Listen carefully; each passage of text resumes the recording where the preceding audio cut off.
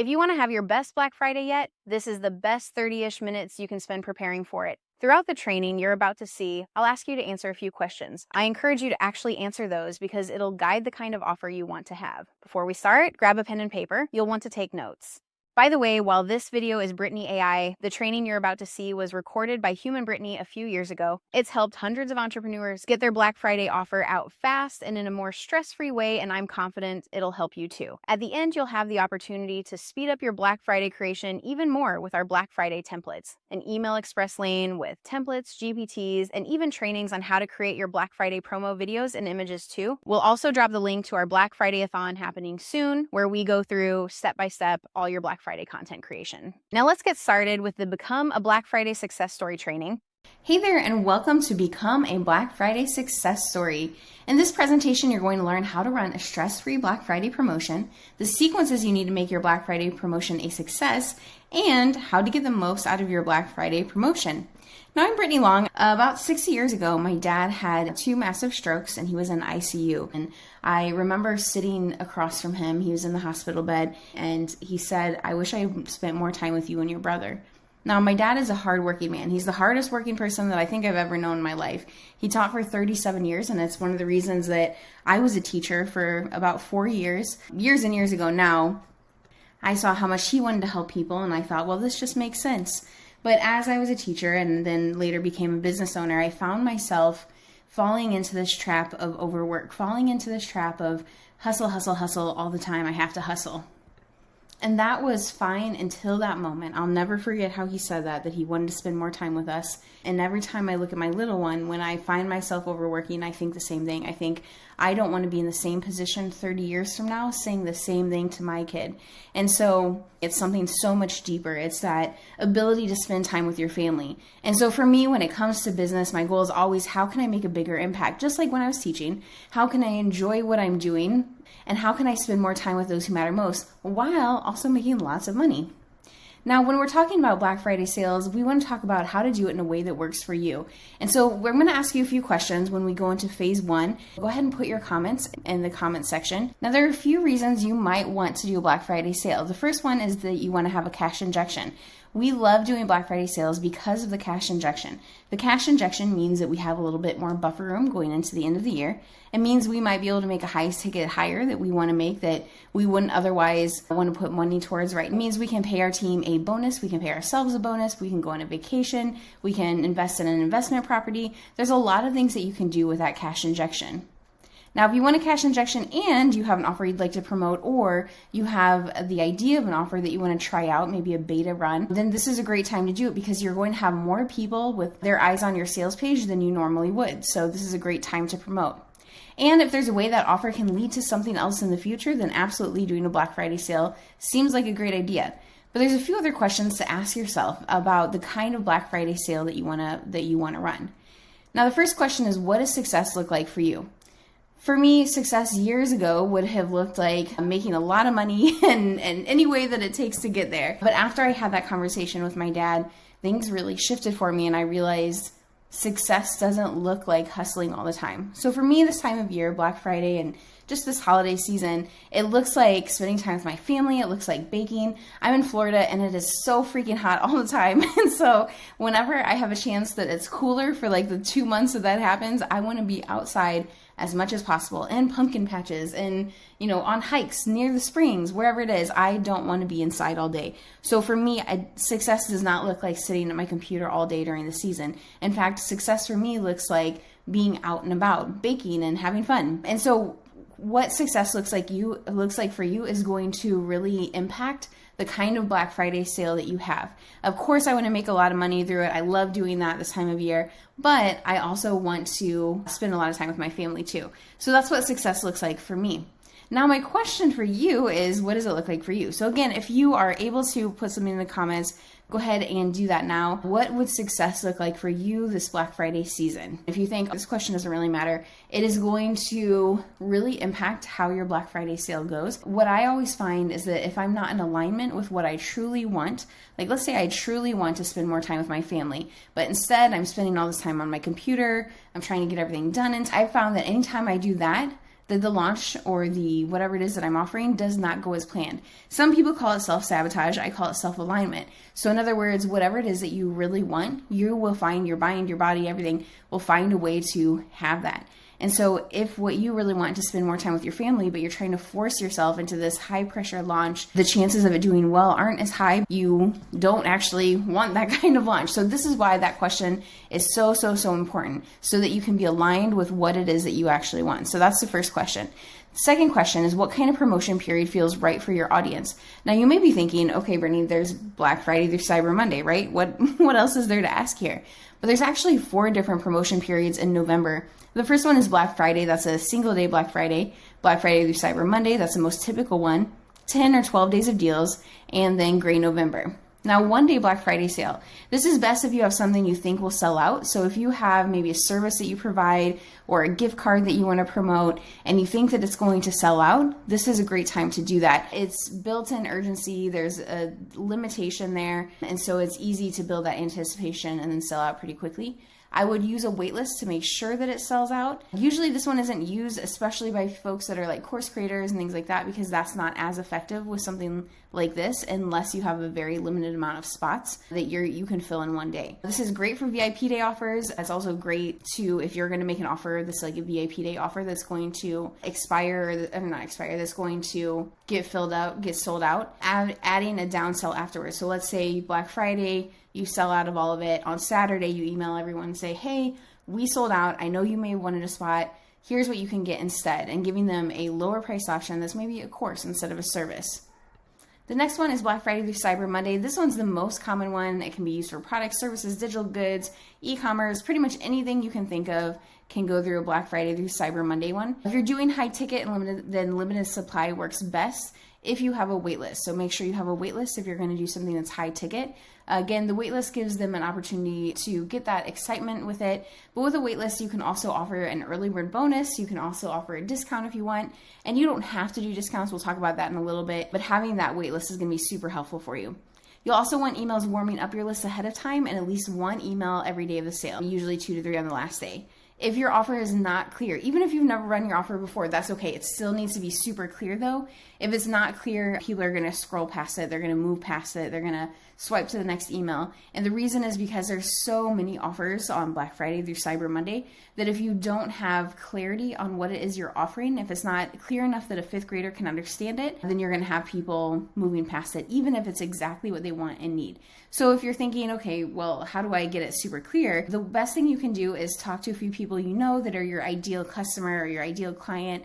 Send over to them what you have, your sales page, your Google Doc if you're selling from that, whatever it is that you're using to sell, send that to them and have them go through it, ideally in a Loom video if they can, but have them go through it and tell you anything that they're confused about, unsure about, questions that come up for them. It's one of the best ways that you can write a better sales page, better sales copy, better email copy is by having folks look at it ahead of time.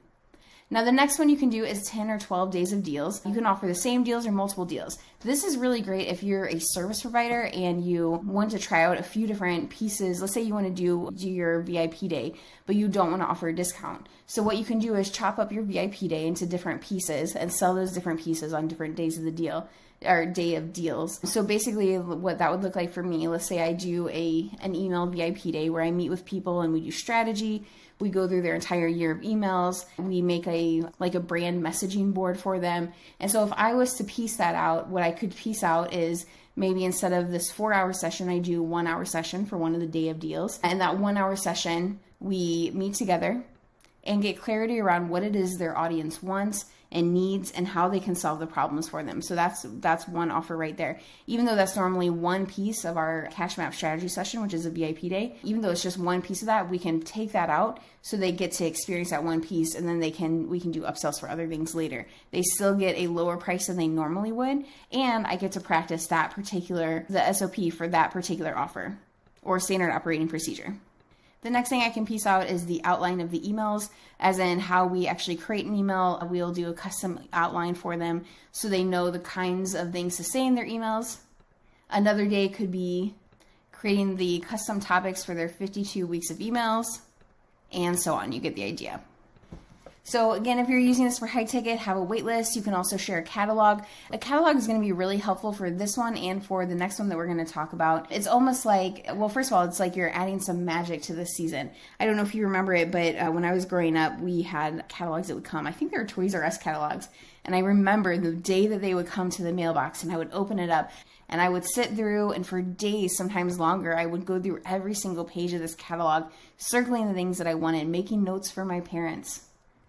And while I was aware I definitely wouldn't be getting all the things that I put on there, I knew that I probably would get one. And it was still so much excitement being able to go through and circle. We want to bring some of that same magic to your Black Friday sale. So having a catalog is fantastic. Now the catalog doesn't have to be super intense. It doesn't have to be really long and drawn. It can be pretty simple and straightforward, but it's this idea that it's something for them to look through and get excited about. I've also seen clients do happy hours, Q&A sessions, just things to get your audience really hyped for this offer and to build some of that curiosity. Now, the only thing I've seen not work well for this is a disappearing bonus. So that would be if you say, hey, today's the first day of the sale. If you buy today, you're going to get all 4 bonuses. And then if you buy tomorrow instead, you're only going to get 3 bonuses. If you buy the next day, you're only going to get 2 bonuses. I haven't seen that work well. And the reason is because there are a lot of moving parts and it can be a little confusing if you don't have somebody that can sit down and take the time to meticulously read over all of this. And usually during this time of year, Black Friday, Cyber Monday, all that, you don't have people with a ton of time on their hands to be able to sit down and go through all of that. Now the next one is Gray November. Gray November is the entire month of November. I would not recommend doing this if this is your first Black Friday deal. This would be great if you've been doing Black Friday through Cyber Monday for a while, but usually I recommend going from Black Friday to Cyber Monday to a 10 days of deals, and then the next year doing Gray November. So this may be something to put in your back pocket for now. It's also really, really great for e-com. You send emails every day or every few days. If you want to see something that does this really, really well, Amazon does this so well. They have the daily deal, but then they even have like hourly deals, and it shows you when things are expiring. It shows you what's coming up next. This is what I'm talking about when I say fun events or surprises along the way. So when you're doing fun events or surprises, it could be a countdown, it could be a riddle, it could be a hint, it could be a picture, but there's a lot of things that you can do to keep their attention and get them excited the whole way through. You could do a giveaway. There's lots and lots of options there, but those are a few. You can also give them a catalog ahead of time so they can look through and circle what they want. Now the next question to ask yourself is, what kind of offers can you make during Black Friday? Great offers would include e-com, digital products, medium ticket like courses, VIP days. You could do a bonus or a discount or both. Coaching, again, bonus, discount, or both. And then gift cards.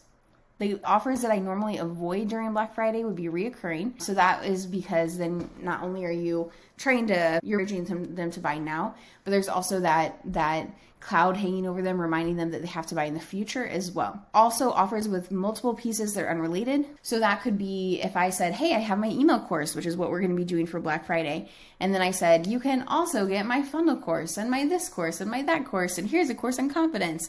And so they don't necessarily seem intertwined. And so we want to have offers that have related pieces of them.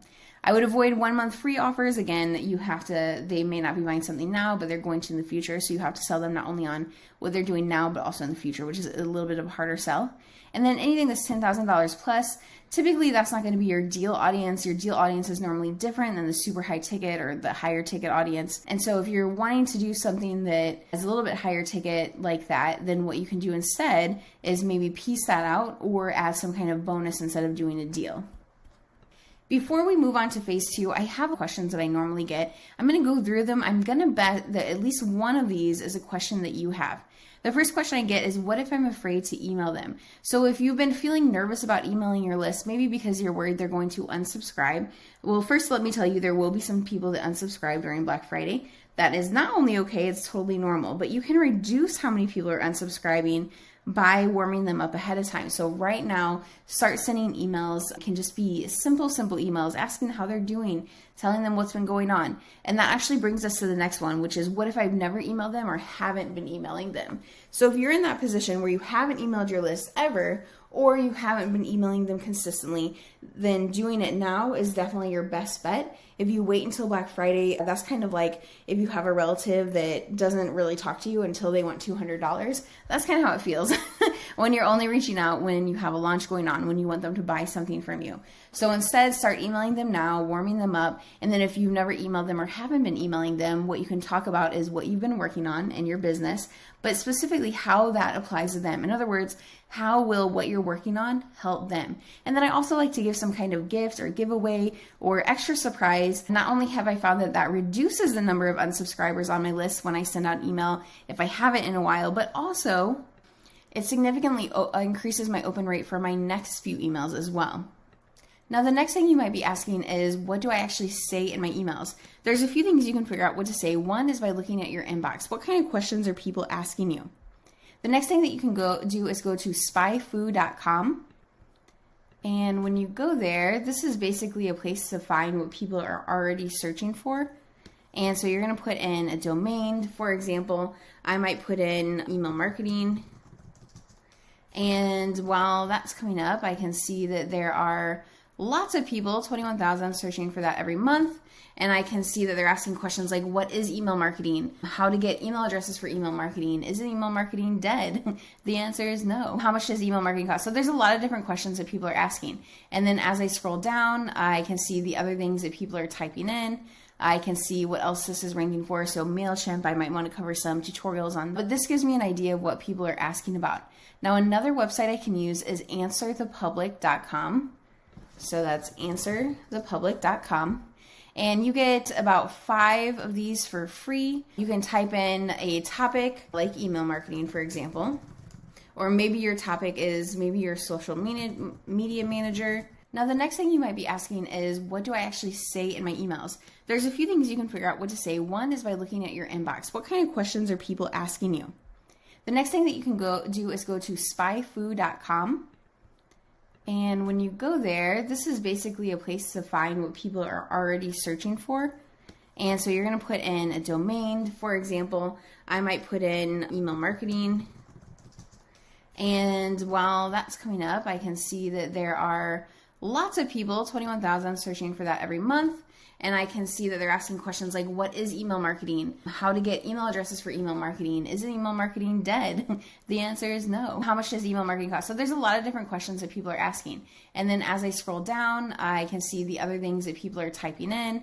I can see what else this is ranking for. So MailChimp, I might want to cover some tutorials on, but this gives me an idea of what people are asking about. Now, another website I can use is answerthepublic.com. So that's answerthepublic.com.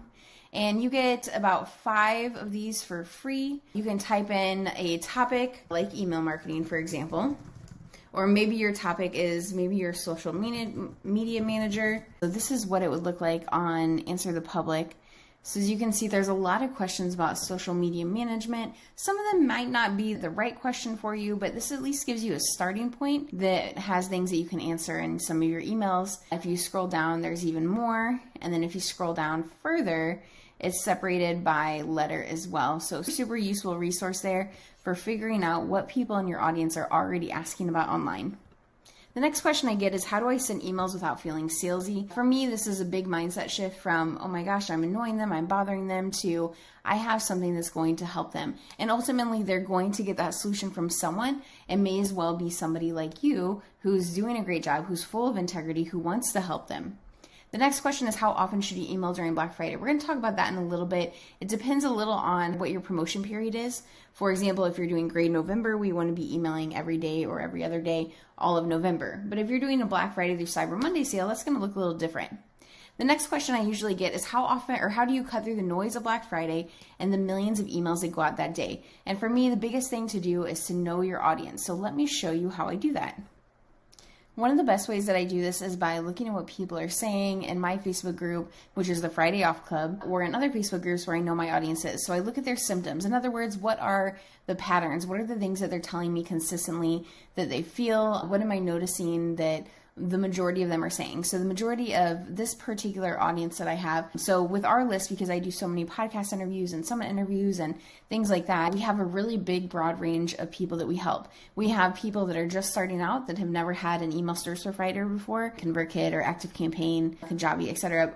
And then we also have people that have been doing this for a decade and a half, and they want me to look at their emails and optimize them and things like that. And so I want to make sure that I'm reaching different people at different times. So this particular audience, this is the people that we haven't, or that are brand new to email marketing. And so I noticed that many of them are feeling tired. They say they're working too hard. They're ready to burn everything to the ground. They're trying to do everything themselves. If they're thinking about an agency, they don't realize their agency is going to backfire because they don't have the systems in place yet.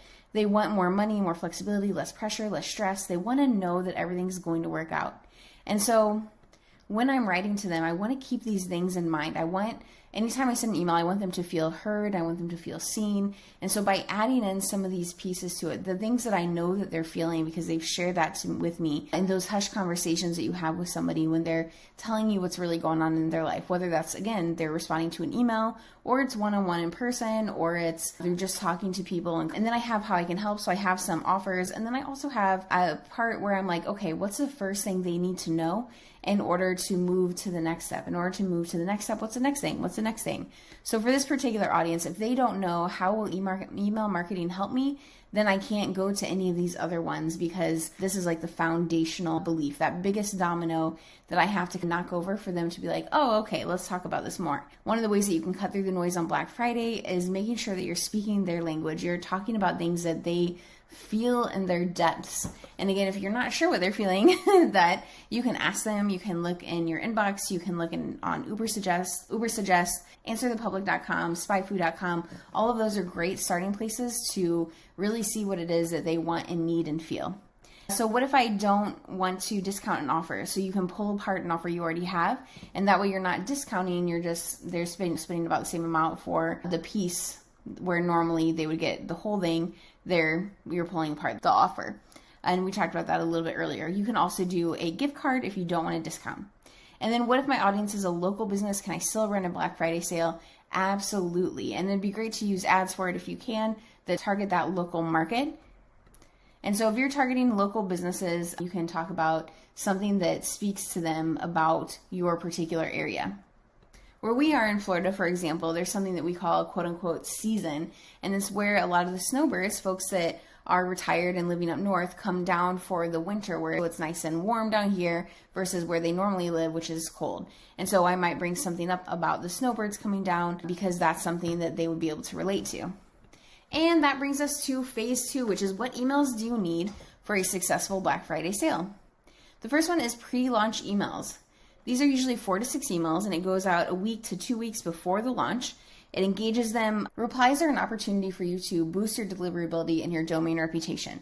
So basically what happens is that you send an email out, and then if they reply, it signals to their email, Yahoo, etc., that, oh, this is somebody they want to hear from. And so that means that you're more likely to show up in their inbox instead of their other folder, instead of their spam folder, instead of their promotion folder. And so it's more likely they're going to actually see your email during Black Friday versus if you aren't warming them up, if you aren't asking for their reply. And then the reply can be super simple. It can be something like, reply yes if you got this message, I want to make sure it's going through. Reply yes if you've ever had this happen to you. Reply and let me know how long it took you to write your last email. So it doesn't have to be something that is asking them to share a long response. It can be very specific to the point. We also want to bust objections before they even have them. So we want to think, what objections are they going to have to the Black Friday offer? And we can start to chip away at those during this pre-launch period. The next one we're going to have our Black Friday launch emails, and that's 7 to 10 emails. Addresses their concerns. This is for Black Friday through Cyber Monday. It lists their curiosity and gets them to the sales page. The goal of the offer emails are to get them to the sales page. It is not to sell them in the emails. The goal here is to build enough curiosity that they want to go and find out more.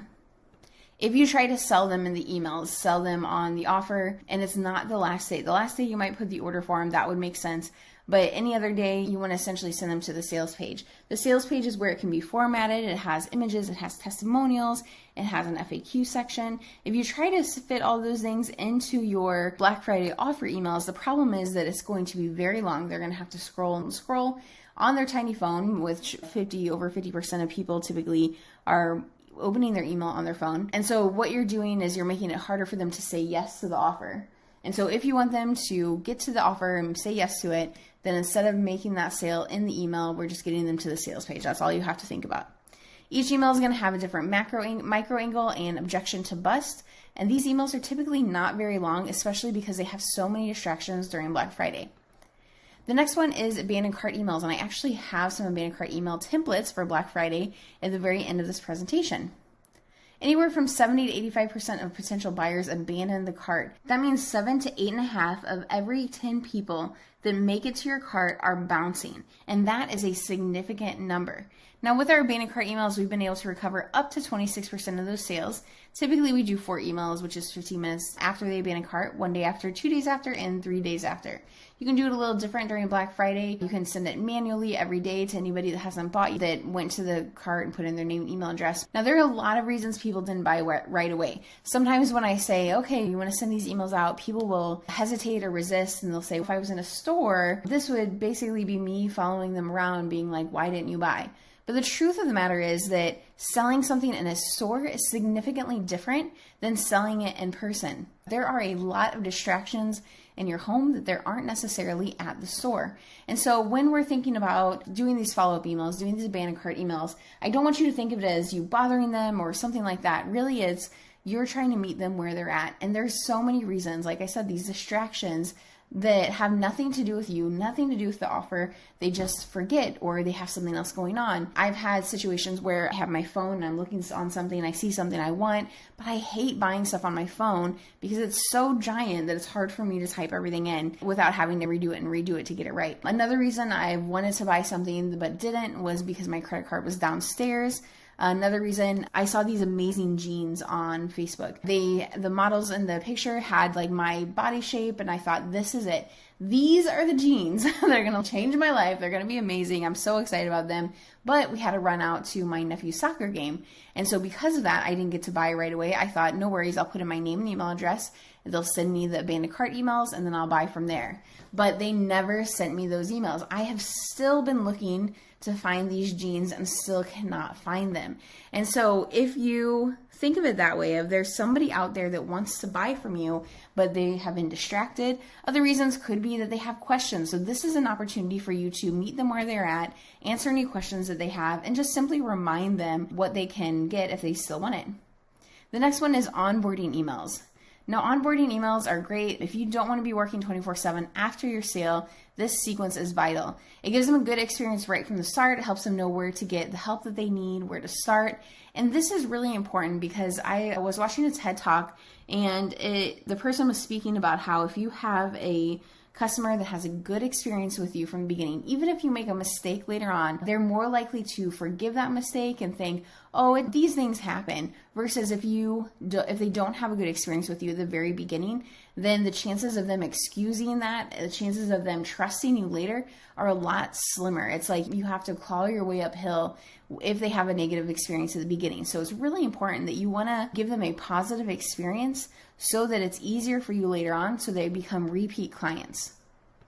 And the fifth sequence we're going to talk about is upsell and downsell emails. So if you have people that did not buy the upsell or downsell from you, having these emails go out is really helpful to increase your average cart value. Essentially, sometimes people will say, well, Brittany, I can't make that much because I don't have a big list. But the truth of it is that even if you don't have a big list, but you have people buying multiple things in one setting, one transaction, then your average cart value, average customer value is going to be higher, which means you're making more sales without necessarily adding more people into the mix. The benefit for them, they get that special deal. They have another chance to get it. I see this happening or working really well sometimes with people that are brand new to you, people that haven't worked with you before. This gives them the opportunity to see if you're legit, see if they can trust you, and then giving them the option to buy these again later on. It's giving them enough time to say yes to it, figure out who you are and what you're about, and feel comfortable with you. So that's why I really love having these upsell and downsell emails again. All right, and that brings us to phase 3, how to optimize your Black Friday promotion. Now, the first thing we're going to talk about here with optimizing is reducing your number of unsubscribers. I know this is a concern for a lot of folks when they're thinking of Black Friday or just launching in general is I don't want a lot of people to unsubscribe, especially if you have a smaller list. And so it feels almost personal sometimes, and it's not, but it feels that way. So how can we reduce the number of unsubscribers? Well, the first thing that we can do is add an option to unsubscribe. And I know that sounds counterintuitive, but hear me out. If you give them the option to unsubscribe from the emails that they're not interested in, it's going to help you save them on your total email list, even if you lose them to this particular launch. So for example, we do something that's a Black Friday VIP day. We call it the Greenback Dozen, where we write 12 of your Black Friday emails for you.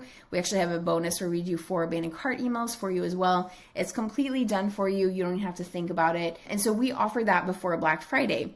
Now, some of the people, because the people we work with, they want the emails for Black Friday. So we offer it before Black Friday and people love it. It's really great. But there's some people on my list that don't need this because they're not doing a Black Friday sale. And so it doesn't make sense for us to continue to tell them about it if it's not something that they're going to take us up on because they're not doing a sale.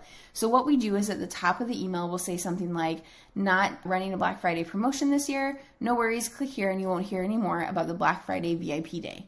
And so that way they're able to unsubscribe from that particular emails that don't really make sense for them because they're not going to be using them, but still keeps them subscribed to the overall list.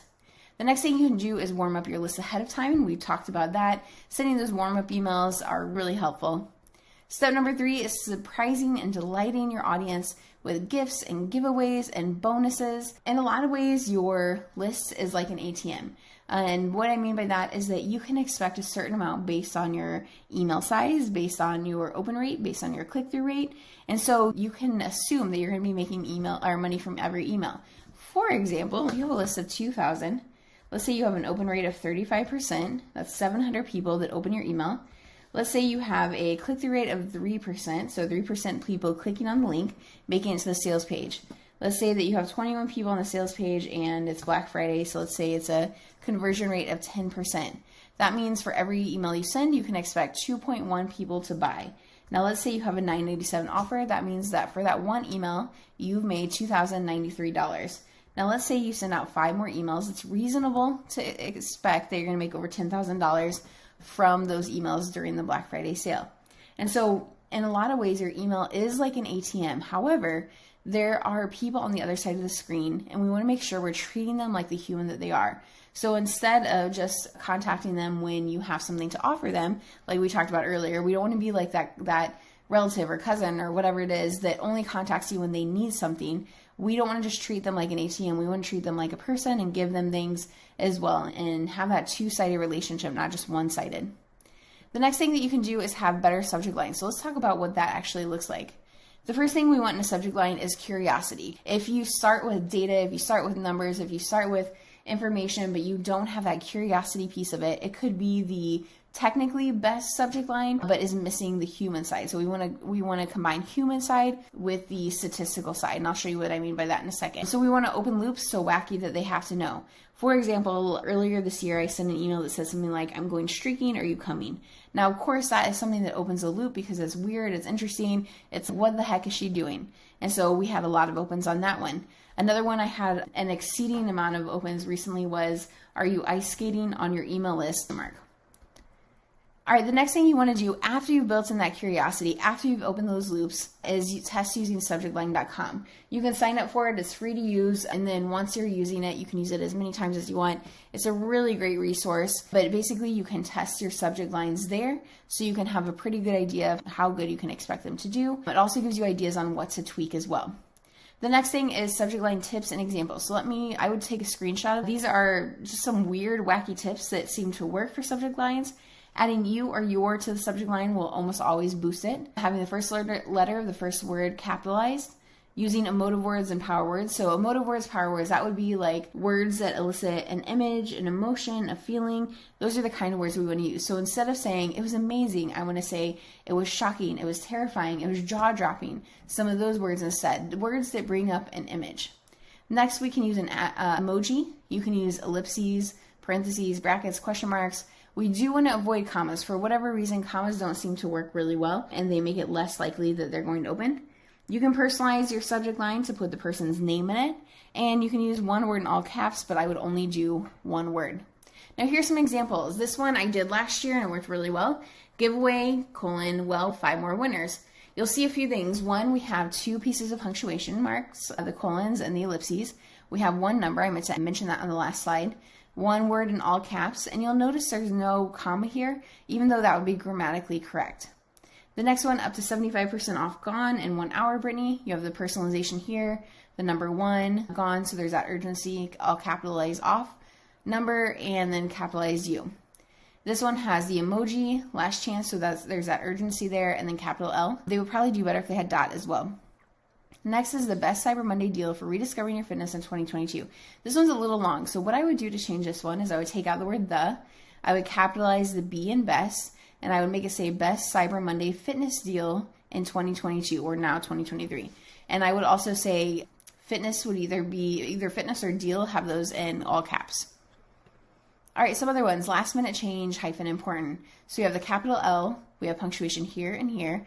We have the word important, which we don't want to use too often, but every once in a while is perfectly fine. Let's see, this one, the biggest sale I've ever seen on these, I've changed that to take out the biggest. I would do lowercase except for the B, sale, and then I would change I've to you've ever seen, and then add the word on. Calling all fence sitters, very imagery based. That works really well there.